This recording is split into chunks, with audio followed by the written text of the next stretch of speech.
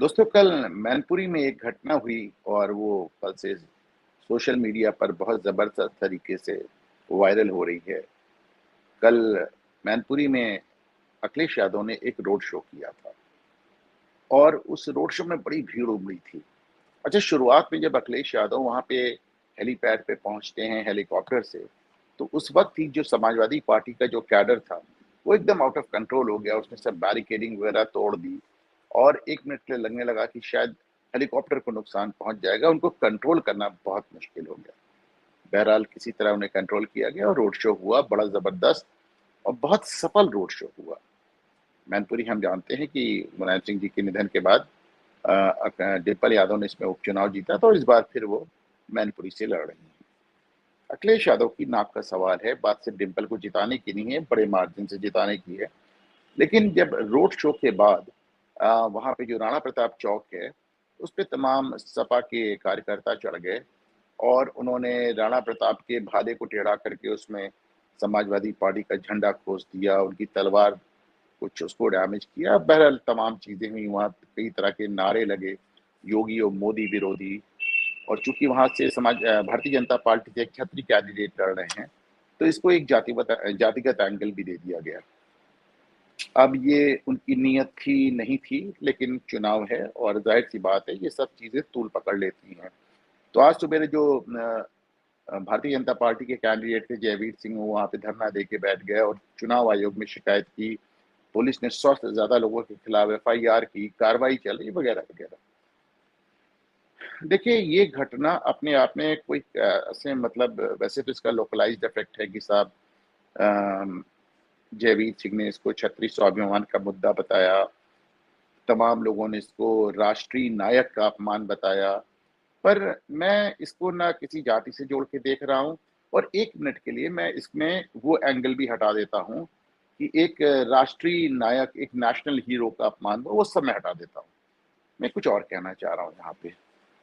Samajwadi party का जो cadre देखिए हम सपा एक कैडर बेस्ड पार्टी है और उसमें जो युवा वर्ग है वो बहुत बड़ी मात्रा में हमेशा से रहा है और मुलायम सिंह यादव ने युवाओं को समाजवादी पार्टी से बड़ी मात्रा में जोड़ा था। इसके लिए उन्होंने तमाम चीजें की थी। आपको याद होगा स्वकेंद्र परीक्षा उन्होंने शुरू की थी। जो जहाँ पढ़ रहा है उसी केंद्र में उसको परीक्षा देने को मिलेगी, हाई स्कूल और इंटर की। इसके चलते नकल बड़ी मात्रा में हुई थी और सपा शासनकाल में इन सब बड़े आरोप लगे थे कि साहब लोगों को जबरदस्ती पास कराया जा रहा है, नकल हो रही है वगैरह-वगैरह। बहरहाल हम देखते हैं कि बड़ी मात्रा में समाजवादी पार्टी से युवा वर्ग जुड़ता है और अभी तक जुड़ा हुआ है। लेकिन ये युवा वर्ग कंट्रोल में नहीं आ रहा है। इसे कंट्रोल कैसे किया जाए? और ये बात सिर्फ युवा वर्ग से ही नहीं है, जो समाजवादी पार्टी के सांसद हैं, विधायक हैं, मंत्री हैं, किसी हद तक जो समाजवादी पार्टी का शीर्ष राष्ट्रीय नेतृत्व है, उसपे भी एक इस तरह के एक अराजक अराजकतावादी एक आरोप लगते रहे हैं और ये कोई पहली बार नहीं हो रहा है और कोई एक सिर्फ एक मूर्ति का मामला नहीं है। मुझे याद पड़ता है 2017 में डिम्पल यादव इलाहाबाद आई थी। इस समय प्रयागराज है, उस समय इलाहाबाद हुआ करता था। तो इलाहाबाद आई थी, तो वहाँ पे सभा कर रही थी वो ऋचा सिंह थी। उस समय समाजवादी पार्टी की कैंडिडेट जो इलाहाबाद यूनिवर्सिटी की छात्र संघ अध्यक्ष रही थी। तो उसमें इतना हुड़दंग हुआ था और इसका वीडियो मैं आपको दिखाऊँगा अभी। और आप देखिए उसमें डिम्पल लगातार कहती रहीं कि मैं तुम लोग के भैया से शिकायत और उस समय अखिलेश यादव ही मुख्यमंत्री थे। डिम्पल यादव को वाई कैटेगरी की सिक्योरिटी प्राप्त थी। उनकी सिक्योरिटी फेल कर गई। अंततः डिम्पल को सभा से भागना पड़ा। जब वो वहाँ से जाने लगी तो सपा के हुड़दंगियों ने उनकी गाड़ी के आगे गाड़ी लगा के रोकने की कोशिश की। बहुत तमाशा हुआ। तो पहले तो आप एक नजर ये वीडियो देखें।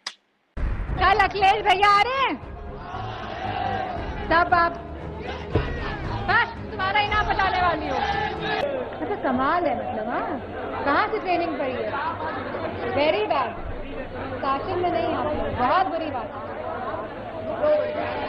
बहुत बुरी बात है, बहुत बुरी बात है। इन्हीं का नाम दे देना, इन्हीं का नाम मैं कल भैया को बताऊंगी। कल तुमसे मिलेंगे, चुप रहिए। आप आज चले जाइए। आप लोगों ने एक लाइन और बोली इधर से तो मैं चली जाऊंगी। तो फिर शांत, अब नाम पूछिएगा भैया को बताऊंगी। शांत, एकदम शांत। ओके। तो जैसा कि आपने वीडियो में देखा कि डिम्पल यादव जो उस समय मुख्यमंत्री की पत्नी थी, वो भी इनको कंट्रोल नहीं कर पा रही थी। मुलायम सिंह ने समाजवादी पार्टी का जो गठन किया वो कुछ कुछ उसी तर्ज पे था जैसे लालू यादव ने राष्ट्रीय जनता दल का गठन किया था बिहार में। उनका भी अपना एक अंदाज था। वो रैली करते थे तो उन रैलियों का नाम देते थे लाठी घुमावन तेल पिलावन रैली। ये क्या बात है? सब आप लोकतंत्र में चुनाव का लड़ने आए हैं या फिर आप लोकतांत्रिक व्यवस्था का मजाक बना रहे हैं? लाठी घुमा रहे हैं और तेल पिला रहे हैं। आप अपने समर्थकों को संदेश क्या दे रहे हैं? उसी तर्ज पर मुलायम सिंह का भी यहाँ पे एक उन्होंने पार्टी का गठन किया। फिर हमने मीडिया पर हल्ला बोल देखा, हमने हाई कोर्ट पर हल्ला बोल देखा। मैं पहले भी वादा कर चुका हूँ कि बिहार के जंगल राज और उत्तर प्रदेश के जंगल राज दोनों पर वीडियो बनाऊंगा और जल्दी ही बनाऊंगा।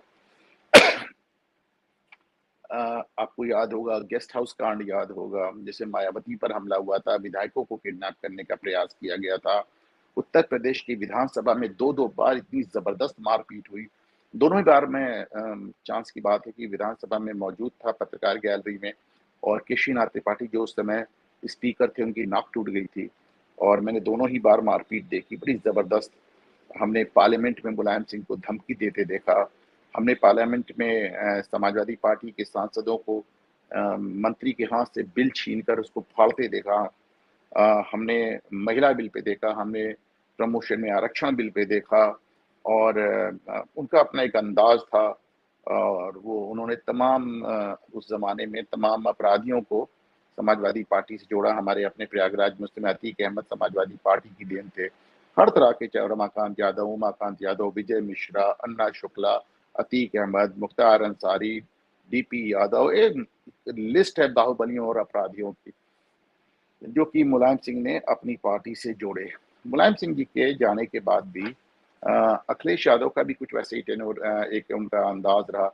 आपको याद होगा उन्होंने रवीश कुमार के शो में, लाइव शो में कहा था कि जिस पत्रकार ने मुझे औरंगजेब लिखा है, मेरा मन किया कि मैं तलवार निकाल के उस पत्रकार की गर्दन धड़ से अलग कर दूं। बताइए, आप सोचिए, एक मुख्यमंत्री लेवल का आदमी कह रहा है कि पत्रकार की गर्दन धड़ से अलग कर दूं। मैं तो समझ के बाहर है।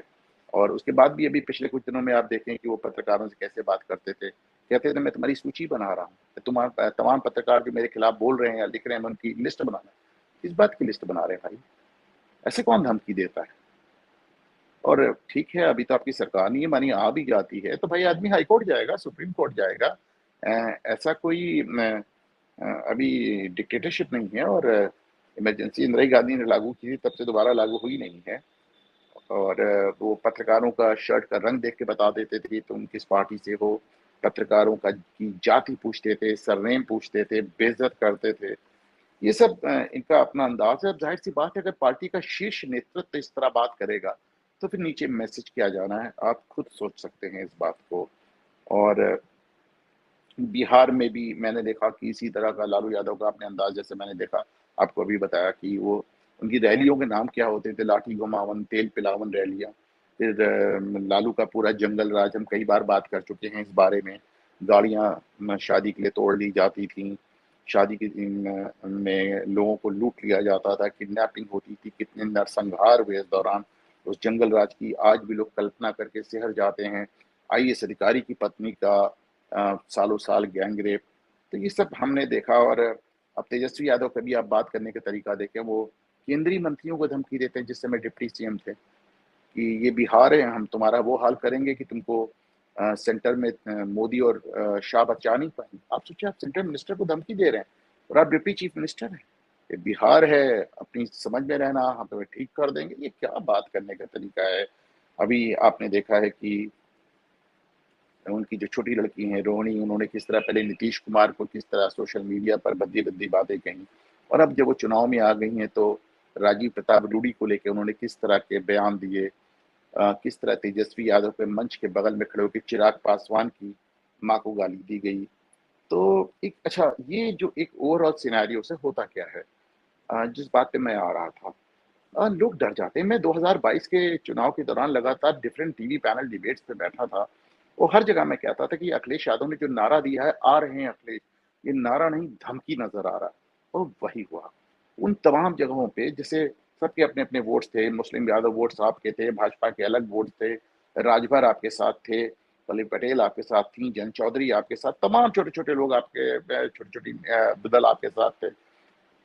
लेकिन अब उसमें से जैसे जो जो आपके साथ नहीं था या जो आपके साथ आना चाहता था, वो घबराता था आपकी भाषा, आपकी शैली देखकर, आपकी पार्टी के व्यवहार देखकर, और तमाम जगह हमने देखा कि जहाँ पे मायावती और बहुजन समाज पार्टी बहुत सीरियसली लड़ती हुई नज़र नहीं आई, गेम में नज़र नहीं आई, वहाँ पे कितना दलित वोट सिर्फ इसलिए भाजपा को वो भाजपा को नहीं गया, वो समाजवादी पार्टी और अखिलेश यादव के खिलाफ गया कि साहब इनको आने से रोकना है, और आ रहे हैं, अखिलेश नहीं आ पाए।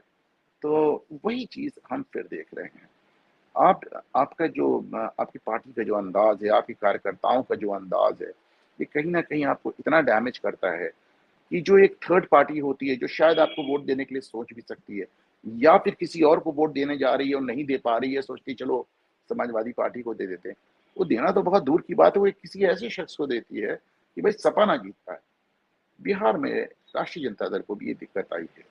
तो ये दोनों ही मतलब मंडल आयोग लागू होने के बाद उत्तर प्रदेश और बिहार में 2 यादव महारथी खड़े हुए, और दोनों ने अपनी-अपनी पार्टियों का गठन कुछ इस प्रकार किया, जो पार्टी कम एक एक हल्ला बोल पार्टियाँ जिसे कहना चाहिए, एक हुड़दंग का माहौल ज़्यादा नज़र आने लगा। तो मेरा अपना मानना है कि अखिलेश यादव को अगर वो अभी भी अपने आप को युवा नेतृत्व कहते हैं, तो अगर उनको एक लंबी पारी खेलनी है, तो कहीं न कहीं उनको अपनी पार्टी को, अपने पार्टी के कार्यकर्ताओं को और उनके हुड़दंगी मिजाज को कंट्रोल करना पड़ेगा। लेकिन आप उन्हें कैसे कंट्रोल करेंगे? अगर राष्ट्रीय अध्यक्ष होते हुए आप खुद ही इस तरह के बयान देंगे, आप इस तरह के बयान दे रहे हैं, उधर तेजस्वी दे रहे हैं, उधर लालू यादव दे रहे हैं, तो आप खुद सोचिए आप लोग की पार्टियों का क्या होगा? देखिए, समय बदल रहा है, एक समय ये सब चल गया। अब सोशल मीडिया आ गया, इंटरनेट आ गया, तमाम चीज़ें आ गई, हालात बदल रहे हैं, लोगों की सोच बदल रही है। सीएसडीएस का डेटा कहता है कि यादव में 4 में 1 वोट भाजपा को चला जाता है लोकसभा चुनाव में। वो यादव जो विधानसभा में आपके साथ खड़ा होता है, वो आपको लोकसभा में अपने खिलाफ जाते नज़र आता है। दलित वोट चला जा रहा है, और मिडल क्लास वोट तो आपके नाम से घबराता है।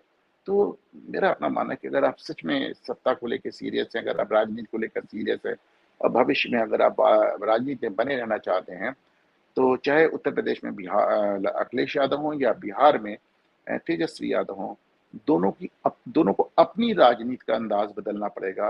और मैं मानता हूँ कि जो ये संदेश है, जो ये संकेत है, वो राष्ट्रीय नेतृत्व से इनका जो एकदम टॉप की जो लीडर है, देखिए परिवारवादी पार्टी हैं दोनों, वहाँ जो लालू परिवार करता है, यहाँ जो मुलायम परिवार करता है, वही मैसेज नीचे तक जाता है। तो मैं मान के चलता हूँ कि अखिलेश यादव को अगर उत्तर प्रदेश के लिहाज से बात करें, तो इनको अपना अंदाज़े बयाँ, अपनी बात करने का तरीका, अपने अपनी जो ये बयान देते हैं, उनका टोन, उनके लफ्ज़, इन सबको चेक करना पड़ेगा।